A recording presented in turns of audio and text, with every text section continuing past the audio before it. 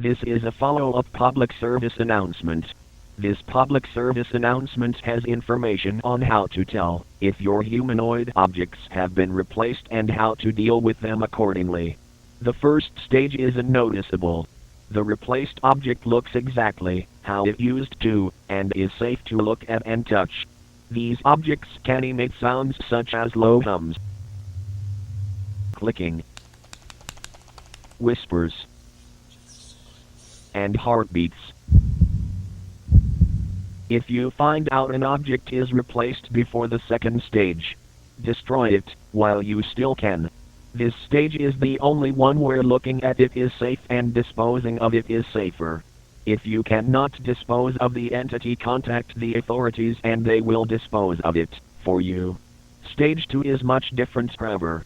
The entities have subtle differences. These differences could be discoloration, warped figure, and a noticeable smell of rot. By this stage, looking at the entity could cause the symptoms described last public service announcement. The entity is now able to move around your home. If the replaced object reaches this stage, you are to lock yourself in a room, contact authorities, and blindfold yourself, and pray that you are not caught. The next stage is severe. The replaced object gains full sentience. It can imitate sounds it hears, such as pleas for mercy, knocking sounds, and more. There is a noticeable stench of decay coming from the entity. The distortions are severe. Now, what was once a mannequin could look like this. The entity can release a cognitohazardous humming sound that makes the victim feel a great urge to look at the entity. Please, not look. Now we are going to listen to a victim's experiences with an entity that has reached the third stage. Hello. My name is David Burlington, and this is my experience with the Stage 3 entity that had replaced a mannequin. I remember on the couch trying to fall asleep. It was calm at first, and then I heard it. Something walking down the stairs. I thought it was just in my head, but I remembered the public service announcement. I was home alone, so I knew it couldn't have been a friend. I also knew it was not a burglar because my alarm would have gone off.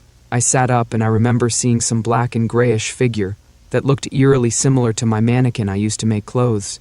As soon as I saw it, it saw me. Next thing you know, I'm running to my bedroom scared to death. I didn't have anything to block the door, so I just locked it and hid in the corner as I hoped and prayed for the best.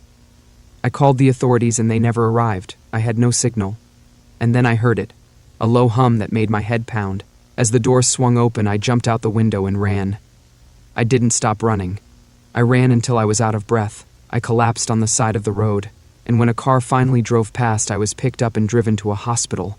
To this day, I am thankful to the man who saved my life. Turns out, I passed out due to a tumor growing on my frontal lobe. If I came any later, I would have died. These things are no joke, that's for sure. As you can tell based off of David's previous statement, these entities are not a joke. But recently our head researcher, Dr. Baggins Harlow, had discovered something new. Here is what he has to say about these discoveries. Hello.